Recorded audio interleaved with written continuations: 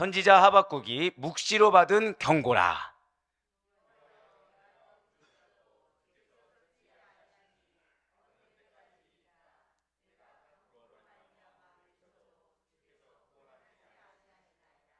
어찌하여 내게 죄악을 보게 하시며 패역을 눈으로 보게 하시나이까. 겁탈과 강포가 내 앞에 있고 변론과 분쟁이 일어났나이다. 이러므로 율법이 해이하고 정의가 전혀 시행되지 못하오니 이는 악인이 의인을 에워쌌으므로 정의가 굽게 행하여 짐이니이다. 아멘. 할렐루야. 네, 오늘도 변함없이 살아있는 주님의 말씀의 은혜를 사모함으로, 그리고 그 말씀의 은혜가, 자, 절대 크게 고백하실게요. 나의 삶에 실제가 됩니다. 아멘. 네, 어제 그 소식이 들었다는 게 왜 기뻤냐면, 부활하신 예수님, 그 부활하신 예수님이 주신 우리의 또 다른 사명이며 또 다른 사랑의 소식이란 것에 얼마나 감사한지 모르겠습니다. 예, 그러한 주님의 말씀이 우리 삶 가운데 진짜 실제가 된다는 사실을 믿는 믿음으로 말미암아 이렇게 하루의 시작을 말씀과 기도를 여는 여러분들을 기뻐 받으셔서 더 크게 역사하시는 하나님 믿는 믿음으로 특별 새벽 기도회, 자, 드디어 이제 마지막 한 달입니다.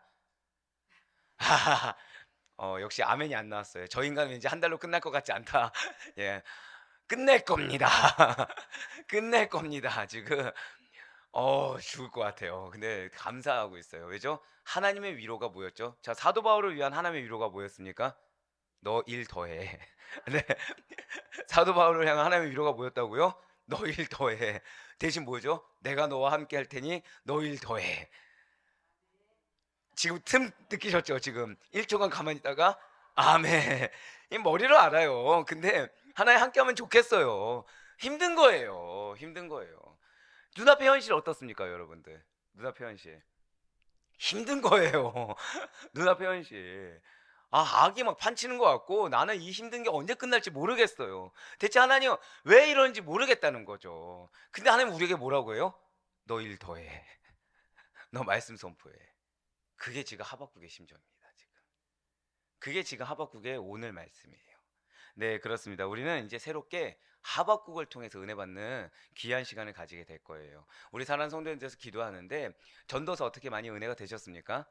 예, 아마 여러분들 우리가 이전에 알던 전도서와 더 깊이 있게 알면서 우리 삶 가운데 실제가 되는 말씀을 들을 수가 있었을 거예요. 그런데 더 깊이 있게 하나님은 여러분들의 삶을, 우리 아까 그 청년처럼, 이름을 얘기할 뻔했네요. 우리 아까 그 청년처럼 아예 그냥 실존을 보기를 원하십니다. 우리의 삶 가운데 우리가 갖고 있는 항변들, 우리가 갖고 있는 의문들, 우리가 갖고 있는 고민들이 하나님 앞에서 어떻게 해결되고 어떻게 나아가야 되는지 말씀해 주기를 원하신다는 거예요. 그래서 우리에게 하박국을 허락해 주셨습니다. 지난 고난주간과 부활주일을 보내면서 이제 오늘부터 우리가 새로운 마음으로 하박국 강해를 특별 새벽 기도의 말씀으로 시작하게 되었어요. 자, 하박국 하면 여러분들 뭐가 생각나십니까? 네, 그렇죠. 예, 기대했던 반응이에요. 왜냐면은 좀 어느 정도 뭐가 있어야 이게 팝송이라도 흘러나오는데, 네, 네, 네. 무화과나무. 감사해요. 그럼 이제 무화과나무 나오면 또 뭐가 나오죠, 이제? 네, 배가. 자, 또 뭐 소출도 좀 생각나야 되고, 그쵸? 예, 이 정도가 생각이 납니다. 하박국은 근데 정확히 말씀드리면 예언서죠. 예언서예요. 자, 이러한 예언서를 보통 선지서라고도 하기도 합니다. 그래서 하나님께서 계시한 말씀을 기록한 선지자들의 책, 이것을 보통 선지서라고 한다는 거죠. 하나님께서 계시한 말씀을 기록한 책, 계시된 말씀을 기록한 책을 보통 선지서라고 합니다. 자, 이 하박국 몇 장으로 되어 있습니까? 3장으로 되어 있어요. 역시 여러분들 광고 보고서 한 번씩 쭉 읽어보고 오신 것 같은데, 칭찬드립니다, 정말. 예, 3장으로 이루어졌는데 여러분 혹시 그 3장이 어떻게 쭉 이어지시든가요? 예, 이렇게 질문할 때는 끊어지니까 질문을 했겠죠. 예, 쭉 이어지기가 힘든 게 1장과 2장은 하나님과 하박국과의 대화입니다. 자, 1장과 2장이 뭐라고요? 하나님과 나와의 대화예요. 주로 하박국이 질문을 합니다. 그럼 누가 답변을 하세요? 하나님이 답변되어 있는 것을 기록되어 있어요. 그리고 3장은 하박국의 신앙 고백이자 찬양이라는 거예요. 그러니까 우리가 흔히 잘 기억하고 있는 건 뭐죠? 그게 신앙 고백인 겁니다. 신앙 고백이자 하박국의 찬양이 기록되어 있어요. 이 하박국이 기록된 시기는 대략 BC 612년경이에요. 이때 남유다 왕국이라는 것은 왕국이라고 말하기 민망할 정도로 대내외적으로 아주 크나큰 위기 가운데 있습니다. 그러니까 외적 위기뿐만 아니라 내적으로도 위기가 있었다는 거예요. 당시 고대 근동 지역은 바벨론이라는 나라 아마 들어보셨을 겁니다. 이 신흥 바벨론이 급부상하게 돼요. 그러면서 고대 근동의 패권이 완전 바뀌게 됩니다. 그래서 일대 변혁을 겪고 있다는 거죠. 이 바벨론은 당시 고대 근동의 강대국이라고 일컬을 수 있는 아수르와 애국이 있어요. 이런 나라들과 힘겨루기를 할 수 있을 정도로 급부상하게 됩니다. 그리고 남유다는 아수르, 애국, 바벨론 이 틈바구니에 껴가지고 한시도 마음을 놓을 수 없는 불안한 나날들을 보내고 있었다는 거죠. 자, 세 나라가 껴 있습니다. 근데 그게 있어요. 정치 외교학적으로 강대국이 하나면 약소국은 어떻게 될까요? 강대국이 딱 한 나라가 딱 정해져 있습니다. 그냥. 그럼 약소국은 어떻게 될까요? 진짜 힘들어집니다. 진짜 힘들어져요. 근데 강대국이 두 군데가 딱 있어요. 약소국이 하나가 딱 있습니다. 그럼 어떻게 될까요? 여기서 외교 전략을 어떻게 하느냐에 따라서 오히려 성장할 수도 있습니다. 왜요? 강대국 둘이 서로 눈치를 보는 거죠. 이 약소국이 이 A란 나라가 어디 편을 드느냐에 따라서 자신의 판도가 좀 달라집니다. 자, 그런데 지금 남유다는 어떤 위치예요? 강대국이 세 개 나라가 있는 거죠. 즉 위기일까요? 기회일까요? 위기이자 기회일 수가 있는 거예요. 그러니까 외교 전략만 잘 해도 얼마든지 살아남으면서 얼마든지 자신의 정체성을 유지할 수 있습니다. 그런데 아까 남유다는 어떻다고요? 대내외적으로 지금 위기라고 말씀을 드렸습니다. 예, 정치, 외교, 국방 전 분야에서 크나큰 혼돈과 위기에 사로잡혀 있는 것이 남유다의 지금 실조입니다. 그 말기적 현상으로 인해서 그러다 보니까 내적으로 그러니까 외적으로 지금 정치, 외교, 국방을 잘 하고 있다는 얘기입니까? 못 하고 있다는 얘기입니까? 못 하고 있다 보니까 내적으로도 경제, 도덕 거기에 더해서 이제 종교적 타락까지 아주 극에 달했다는 거예요. 그러면 이들이 깨달을 수 있을 만큼 뭔가 표징이 없었습니까? 아니에요. 이미 자신들이 동족이자 적대시하고 있는 마치 우리나라처럼 동족이자 적대시하고 있는 북이스라엘이 아수르에 의해서 BC 722년에 멸망해 버렸습니다. 그러니까 그들의 멸망을 봤어요. 자, 여러분들 북이스라엘 왜 멸망했을까요? 우리 지금 금요철에 그 기도를 통해서 우리가 지금 인물을 통해서 지금 북이스라엘 인물도 듣고 있잖아요. 북이스라엘 멸망 왜일 것 같습니까? 당연히 우상 숭배라고 우리는 알 수가 있을 거예요. 그러니까 왜 멸망했는지 남유다는 알 수밖에 없습니다. 남유다는 이미 보고서 알고 있어요. 그런데 그들을 증거조차 삼을 만한 눈이 없다는 겁니다. 북이스라엘이 이러이러해서 멸망했다는 걸 보면 최소한 그 길만 안 가면 되는 건데 그거를 보고서도 전혀 개선의 의지조차 보이지 않는 것이 지금 남유다예요. 이제 홀로 되었습니다. 외로이 남아있던 남유다마저 멸망을 목전에 눈앞에 두고 있는 바로 그 시대에 하박국이 지금 하나님의 뜻이 어디 있는지 묻고 있는 거예요. 그러니까 나라를 보면 너무 답답합니다. 백성을 봐도 너무 답답해요. 근데 너무 그 나라를 사랑하는 거죠. 너무나도 그 백성을 아끼는 겁니다. 그래서 지금 하나님의 뜻이 과연 어딘지 묻고 있어요. 하박국은 율법이 해이해지고 공의가 시행되지 않는 남유다 백성들의 이 삶의 현장에서 난해한 하나님의 섭리에 대해 바르게 이해해야 된다라고 호소합니다. 하나님의 섭리가 지금 어떻다고요? 난해하다는 거예요. 그러니까 이해 안 될 수 있다는 거예요. 하나님의 섭리가 너무 어려울 수 있다는 것입니다. 하지만 그래도 바르게 이해해야 된다는 거예요. 그리고 그러한 하나님의 뜻에 대해서 자, 여러분들 절대 고백하실게요. 믿음의 반응. 그걸 보이라는 거예요. 그러니까 여러분들의 인생에 하나님의 섭리가 난해할 수 있습니다. 하나님의 섭리가 뭔지 잘 이해가 안 될 수도 있어요. 우리 아까 그 청년에 대해서 얘기를 들었지만 왜 남의 청년들 남은 이렇게 항상 하나님의 역사한 것처럼 보이는데 왜 내 인생에는 그런 역사가 없는 것처럼 느껴질 수 있어요. 그러면서 내 인생에 대해서 나를 둘러싼 환경에 대해서 하나님의 섭리가 뭔지 모를 수가 있다는 거죠. 근데 그때 우리가 무엇을 보이라? 한 번 더 고백하실게요. 믿음의 반응. 믿음의 반응을 보이라는 거예요. 오늘 이러한 하박국의 첫 번째 시간인 것입니다. 선민 이스라엘 타락을 왜 방치하시는지 하나님께 호소성 질문을 던지고 있는 내용이 오늘 본문이라는 거예요. 자, 지금 하나님께 무슨 질문을 던졌다고요? 호소성 질문을 던지고 있어요. 왜 방치하십니까? 차라리 하나님 이렇게 역사하심을 보면 저들이 두려워하지 않겠습니까? 하나님 역사하심을 보면 저들이 뭔가 깨닫지 않겠습니까? 왜 당신의 선민을 방치하십니까? 호소성 질문을 던지고 있는 내용이 바로 오늘 그 첫 번째 시간이 되는 것입니다. 먼저 하박국 1장 1절 말씀 보시겠습니다. 선지자 하박국이 묵시로 받은 경고라. 아멘. 여기서 중요한 말씀이 나왔어요. 자, 지금 하박국을 무엇이라 표현하고 있죠? 그렇습니다. 선지자라고 일컫고 있어요. 하박국의 저자이자 주인공인 하박국 선지자입니다. 자, 그의 시대는 예레미야 선지자가 활동하는 시기와 거의 동일한 시기에 활동하고 있어요. 자, 여러분들 예레미야 하면 뭐가 생각나시죠? 어떤 선지자? 눈물의 선지자 알고 있죠. 그러니까 예레미야가 눈물을 흘릴 정도로 나라가 어땠습니까? 최악이었어요. 영적으로도 최악이었습니다. 동시대에 활동하고 있어요. 그 하박국 선지자의 마음은 어떨까요? 역시 마찬가지로 눈물이 나올 수밖에 없는 환경이에요.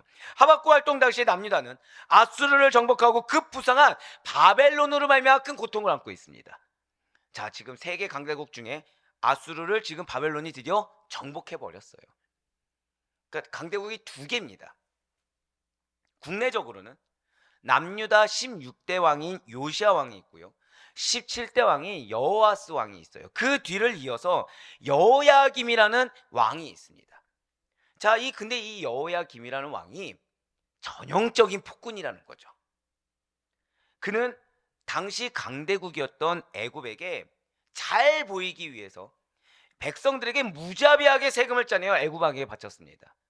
자, 그런데 지금 누가 급부상하고 있다고요? 바벨론이 급부상하고 있어요. 근데 누구를 지금 의지하고 있습니까? 애굽이요. 영적으로 아두남이라는 것은 어디서부터 오게 되냐? 이 자신의 경험과 인식을 깨지 못하는 데서부터 오게 됩니다. 지금 그 바벨론을 자신의 나라보다 신흥이니까 더 낮게 본 거예요. 근데 실제는 어떻죠? 이미 강대국입니다. 인정하기가 쉽지가 않은 거예요. 왜요? 신흥이다 보니까 당연히 낮아졌다고 자신의 편견이 있다는 거죠. 그래서 어떠한 기도나 영적 분별력 없이 자연스럽게 현재 기득권층에게 간 거예요. 누가요? 여호야김이. 영적을 분별했다고 한다면 누구의 편을 들었겠습니까? 누구랑 동맹을 맺었겠습니까? 바벨론과 동맹을 맺었겠지만 인정이 안 되는 거예요. 왜요? 자신들이 남유다 왕국보다 더 역사가 짧거든요. 제가 방금 뭐라고 말씀드렸어요? 역사가 짧다는 이유 하나. 그래서 오히려 여기가 신흥 국가라는 이유 하나만으로 이미 깔고 보는 겁니다. 근데 이미 실적을 보여줬어요. 어떤 실적이죠? 아수르를 무찔러 버렸습니다. 그걸 보고서도 분별이 안 되는 거예요. 분별이 안 돼서 어디를 의지했다고요? 애굽이란 나라를 의지한 것입니다. 여러분들, 하나님의 섭리는 한 곳을 세우실 때 어느 다른 한 곳에 기존에 있던 것 중에 죄악된 곳은 반드시 멸망하게 되어 있습니다. 근데 이미 역사적으로 그렇게 봐왔음에도 불구하고 여호야김은 그거에 대한 분별력이 없다라는 거예요. 지금 누구에게 잘 보이고자 합니까? 애굽에게 잘 보이고자 해요. 자, 그러면은 애굽은 이 바벨론이란 나라에 대해서 경각심이 있을까요, 없을까요? 당연히 있겠죠. 왜요? 아수르는 자기가 해도 지금 정복하기가 쉽지가 않습니다. 근데 거길 정복한 거예요. 그러면 애굽 왕의 입장에서 뭐가 필요할까요? 물자가 필요한 겁니다. 더 많은 물자와 더 많은 군사력이 필요하죠. 그러면 자기네 국가에서 나올 수 있는 건 한계가 있어요. 어디를 짜내겠습니까? 자신에게 잘 보이고자 하는 나라에게 더 많은 양을 요구하게 된다는 것이죠. 그래서 그 애굽에게 잘 보이기 위해서 백성들에게 무자비하게 세금을 짜내고 있다는 거예요. 조금이라도 분별한다고 한다면 이 정도까지가 아닐 수가 있는 거를 분별하지 못해서, 자, 누가 지금 고통받고 있어요? 백성들이 지금 고통받고 있는 것입니다. 리더가 분별하지 못하니까 누가 고통받고 있어요? 리더에게 속한 백성들이 고통받고 있다는 거죠. 그런데 여기서 끝나지가 않아요. 문제는 이에 대해서 여호야김은 허영심도 있는 겁니다. 허세가 있어요. 사치스러운 허영심을 채우기 위해서 지금 이 와중에 화려한 궁전을 짓습니다. 화려한 궁전을 지을 때도 누구에게 착취하죠? 백성들에게 착취를 해요. 백성들을 속입니다. 속이고 착취를 자행하고 폭력을 행사하기까지 한다는 거예요. 한 명의 리더가 지금 자신에게 붙여준 양들을 지금 학대하고 있는 것입니다. 하박국은 이처럼 민족이 강대국 열방에게 압제를 당하고 있어요. 연약한 백성들은 악독한 리더, 악독한 통치자에 의해서 고통을 당한 현실 속에 있습니다. 소망이 없어요. 희망이 없어요. 바로 이러한 때 하박국은 하나님의 부르심을 받았다는 것이죠. 이런 하박국은 다른 걸 전하지 않고 있어요. 자신이 봐온 거 이거 아닙니다. 자신이 판단한 거 아니에요. 오직 절대 고백하실까요? 하나님의 말씀, 오직 하나님의 말씀만을 전하고 있어요. 어떤 하박국 자신의 의견이나 인간적인 기원을 가진 것이 결코 아니라는 것이죠. 신적 기원을 가진 말씀이라는 것입니다. 그렇으나 지금 하박국은 이 하박국서를 통해서 신적 기원을 지닌 말씀을 전달하고자 합니다. 어떤 메시지입니까? 하나님의 신실하심을 의지하여 믿음으로 살아가는 하나님의 백성은 자, 무엇을 의지한다고요? 절대 고백하실 거예요. 하나님은 신실하십니다. 믿으십니까? 여러분들에게 무엇을 주셨죠? 약속의 말씀을 주셨습니다. 여러분들에게 기업이 있다고 약속하셨어요. 아멘? 그걸 신실하게 이루실 하나님이라는 거죠.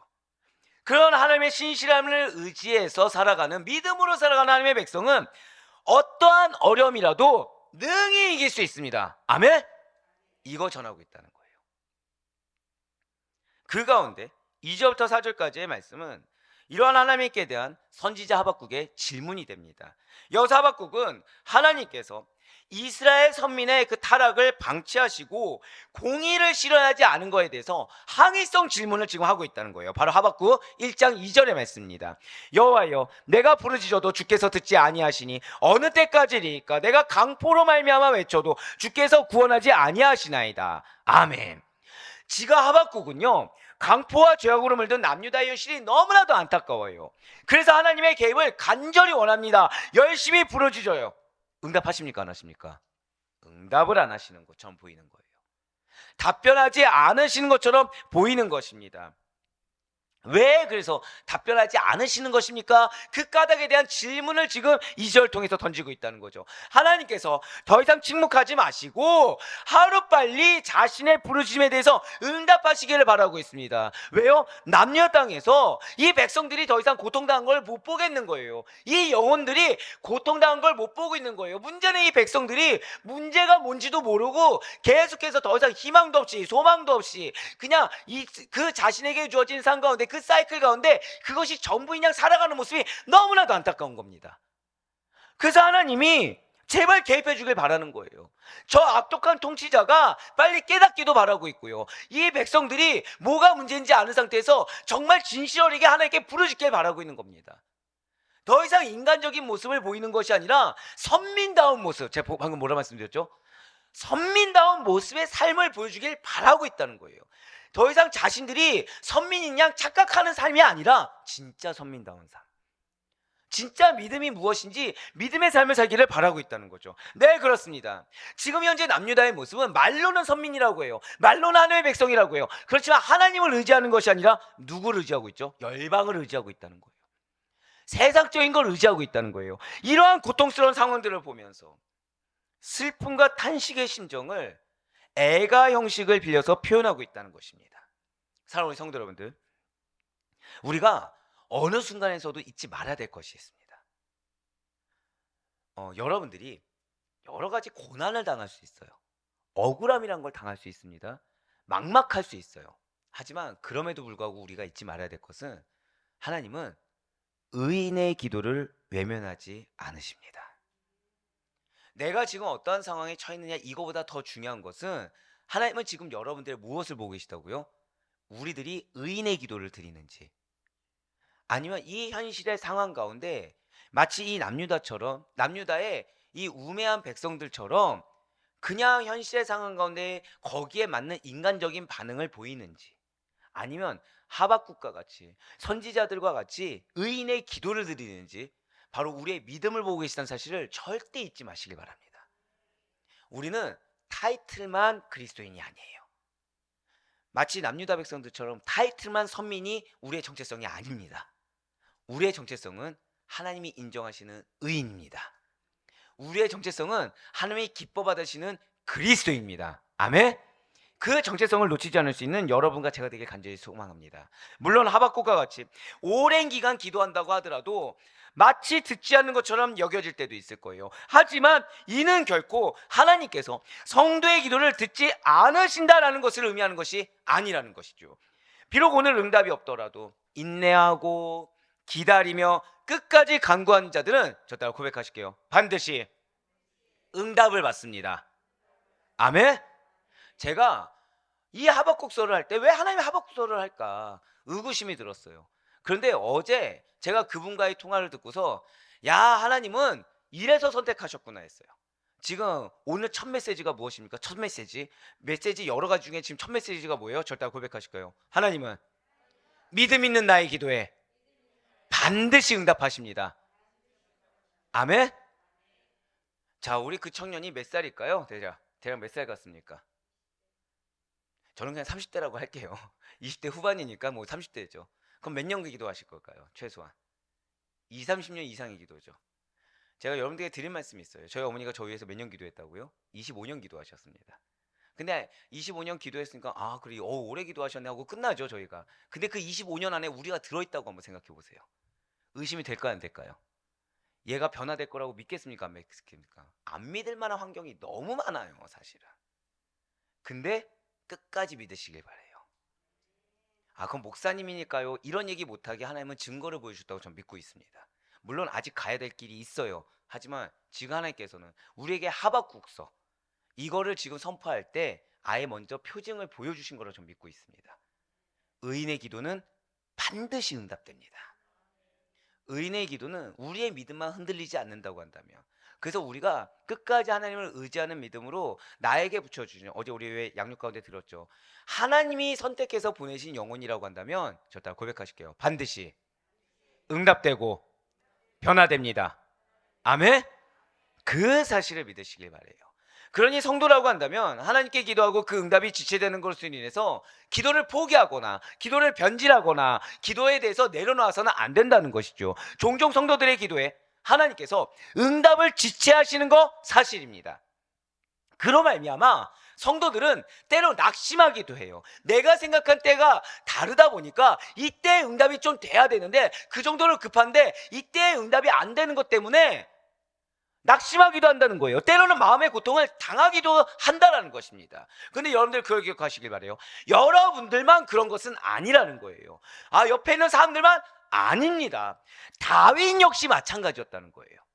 분명 다윗은 하나님을 절대 신뢰하던 자였습니다. 수없이 하나님께 기도 응답 받았어요. 하나님이 사랑하시는 자 다윗입니다. 우리는 의심하지 않아요. 하지만 그조차도 때로는 큰 위기에 처한 중에 오랫동안 하나님의 기도 응답을 받지 못해서 간절히 하나님께 그 사실에 대해서 호소한 적이 있었다는 거죠. 바로 시편 22편 1절과 2절의 말씀입니다.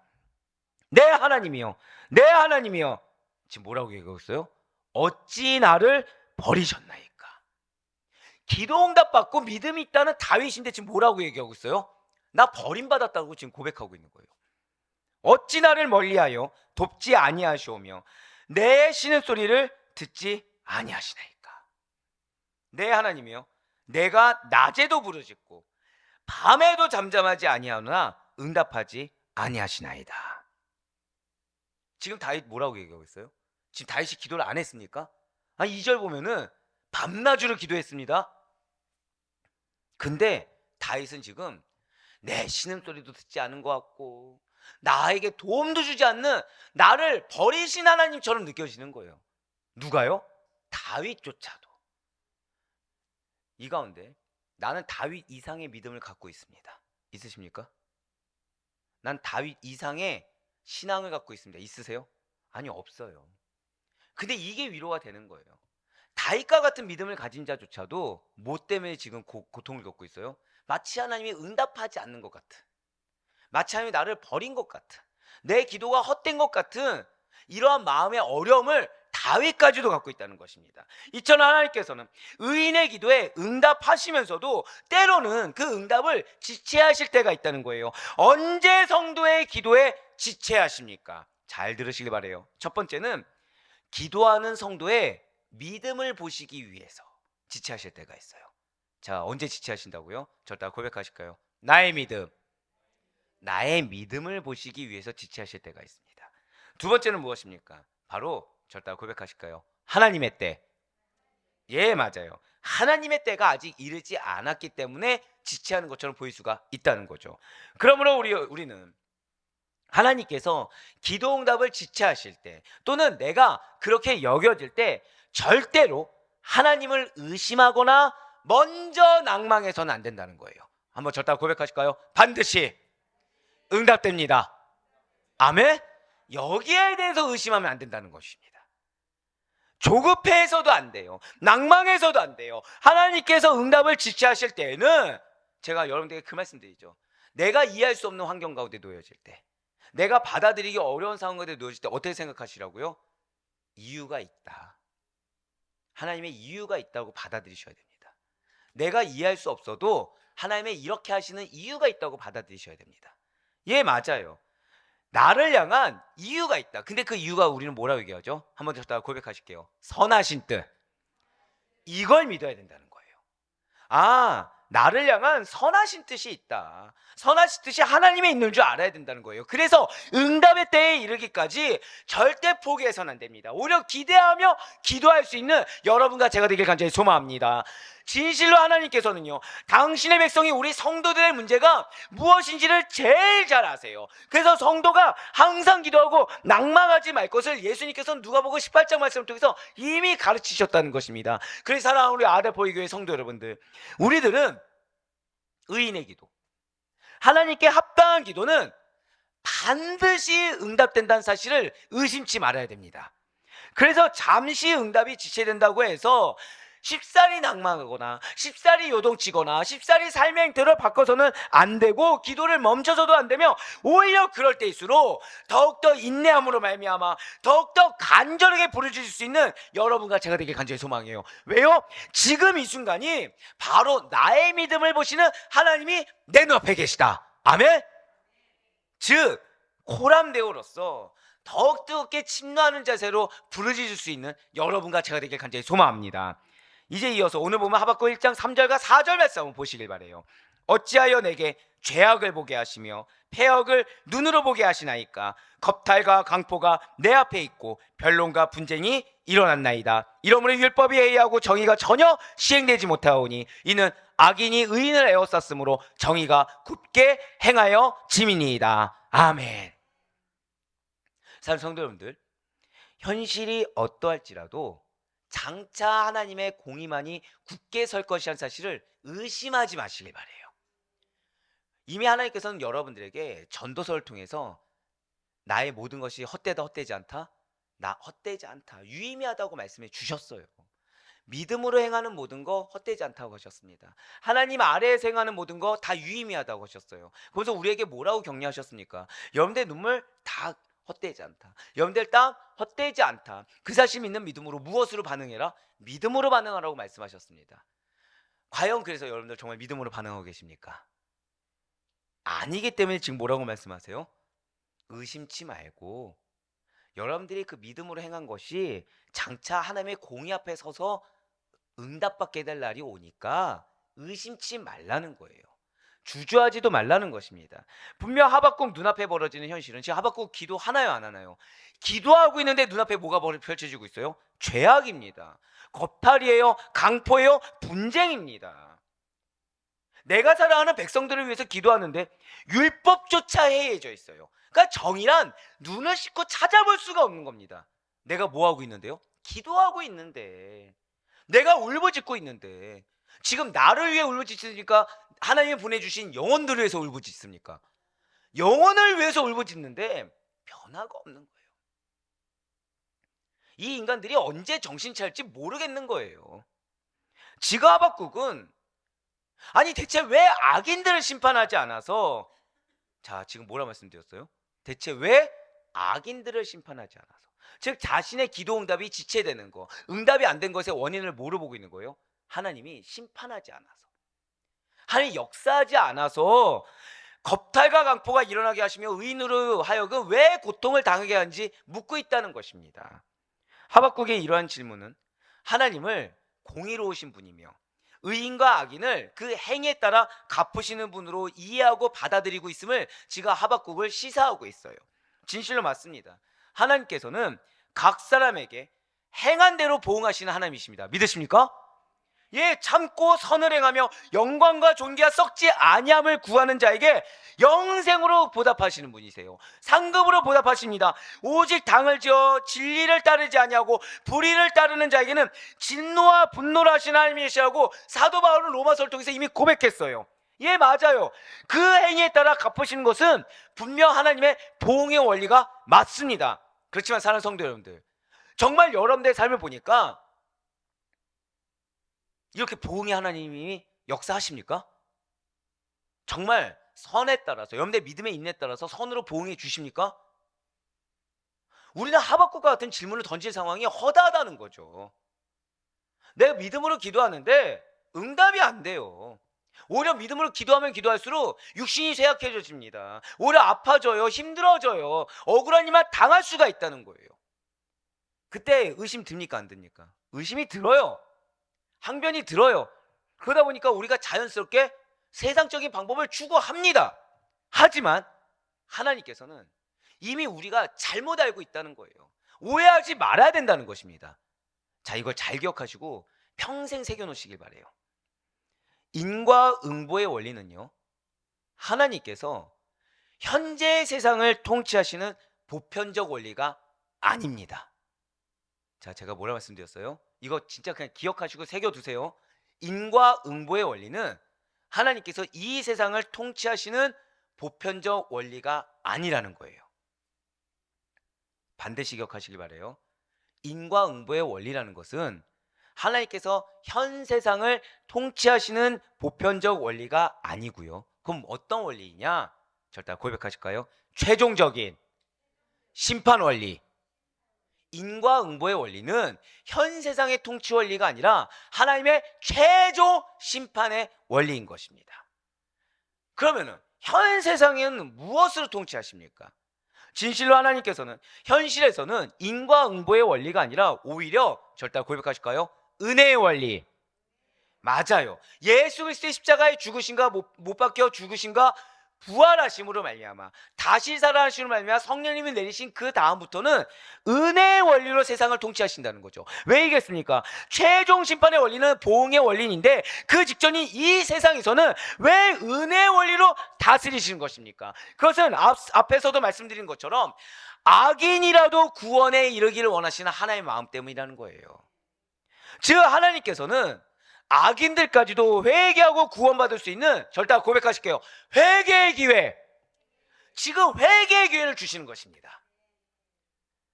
그래서 현실에서는 철저히 인과응보의 원리, 즉 원인에 따라 결과도 있으니까 응당 그 보답을 받는다는 원리로 다스리지 않으시는 것입니다. 그게 사랑의 손길이에요. 그게 자비와 긍휼의 손길이에요. 그게 은혜의 손길입니다. 우리가 의인이라 칭함받았지만 여러분들 살아가면서 정말 의인답게 사십니까? 아니에요. 우리 부족함이 많아요. 완악함이 많습니다. 만약에 은혜의 원리가 아니라면요, 인과응보의 원리가 적용된다고 하면 누가 제일 먼저 그 적용을 받겠습니까? 믿는다고 일컬어지는 자들이 제일 먼저 받는다는 거죠. 그렇지만 하나님께서는 은혜의 원리를 지금 적용해 주고 계시다는 거예요. 결국 내 눈앞에 놓인 이 답답하고 억울한 상황이 해결되지 않는 건 궁극적으로 누구를 위한 겁니까? 나를 위한 거예요. 나에게 지금 기회를 주고 계신 거예요. 오직 은혜로의 원리로 다스리십니다. 그러나 세상의 마지막 때가 이르면 결국 하나님께서는 모든 사람들을 인과응보의 원리에 따라서 심판하십니다. 그래서 당신의 절대 공의를 반드시 실현하신다는 거예요. 그러니 여러분과 저는 이러한 하나님의 공의를 의심해서는 안 된다는 거예요. 이러한 하나님의 공의 앞에 항변해서도 안 되는 것입니다. 아울러 우리는 장차 하나님께서 최후 심판을 행하실 때 그야말로 뿌린 대로, 심은 대로, 행한 대로 거두게 하심을 잊지 말고 우리의 범사를 의롭고 선하며 아름다운 것으로 가꾸시길 바래요. 이게 바로 코람데오인 거예요. 코람데오가 무엇이라고요? 하나님 앞에서 내가 행하되 내가 이미 은혜의 원리에 적용되고 있음을 감사하시고 심판의 날에 행한 대로 보응받는 것을 잊지 않는 믿음, 그 심판의 날에 지금 나의 행함을 바라보시는 하나님의 그 판단에 따라 보응이 된다는 사실을 잊지 않는 믿음으로 살아가는 것이 코람데오입니다. 지금 우리를 은혜 원리로 대하고 계세요. 인내하고 계시며 선을 행하고 계시다. 그리하여 한번 저 따라 마지막 고백하실게요. 나에게 먼저 기회를 주고 계십니다. 이거를 잊지 마시길 바래요. 그래요. 지금 우리가 행하는 모든 선악간의 행동이 반드시 칭찬을 받거나 책망을 받을 자리가 존재하고 있음을 잊지 마시길 바래요. 그래야 정말로 바라옵거나 얻기는 악에 대해서 철저히 보응하시는 하나님께서 의로운 모든 행위에 대해서 넘치도록 풍성한 상을 베푸실 것을 믿는 믿음 가운데 끝까지 포기하지 않는 기도, 끝까지 신뢰함으로 드리는 그 기도가 반드시 응답되심을 믿으시고, 그래서 4월 한 달간 이러한 믿음의 신뢰를 가지고 나아가시는 우리 모든 성도들의 삶이 확실한 주의 섭리 가운데 이루어짐을 경험하시는, 확실한 주의 섭리 가운데 응답되어짐을 경험하시는 축복된 은혜의 삶이 될 수 있기를 주님의 이름으로 간절히 축원합니다.